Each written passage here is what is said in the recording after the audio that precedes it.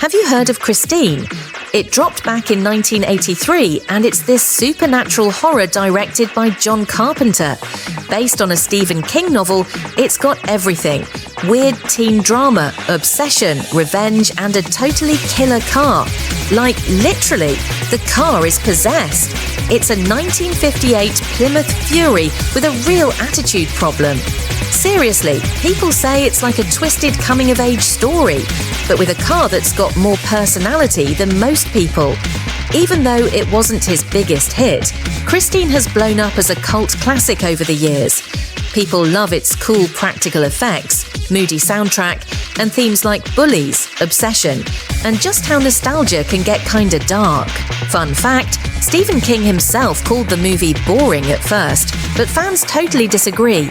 It's definitely an underrated gem from both King and Carpenter. So, what's it about? It's set in California 1978.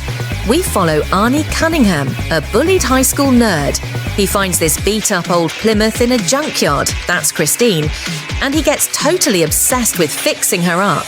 But the more time he spends on the car, the more he changes, and not in a good way. He goes from awkward and shy to mean, possessive, and honestly, pretty scary. His best bud Dennis and his new girlfriend Lee both start to worry, and then some seriously weird stuff starts happening, including accidents and creepy vibes from the car itself. There are even flashbacks to Christine coming off the assembly line, hinting she's always been evil. Let's talk cast. Keith Gordon nails it as Arnie. He starts out super sympathetic and ends up straight up menacing. John Stockwell is Dennis, the chill jock bestie. Alexandra Paul plays Lee, the new girl who can tell something's up with Christine. You've also got garage owner Darnell, a skeptical detective, some nasty bullies, and yep, even Kelly Preston pops up in a small role. The whole cast sells it, but Keith Gordon's transformation is seriously the highlight.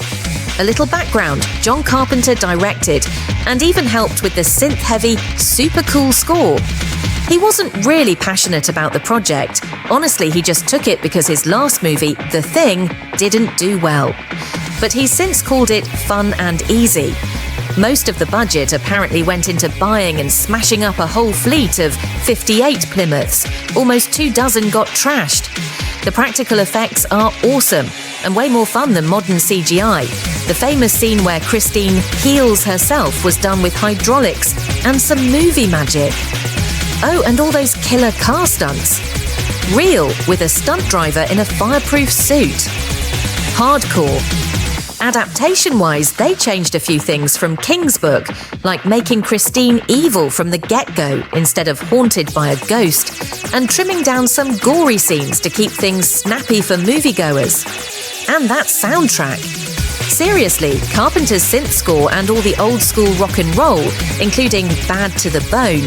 Christine was the first movie to use it. Totally set the mood. The effects and the music are probably why it stands out years later.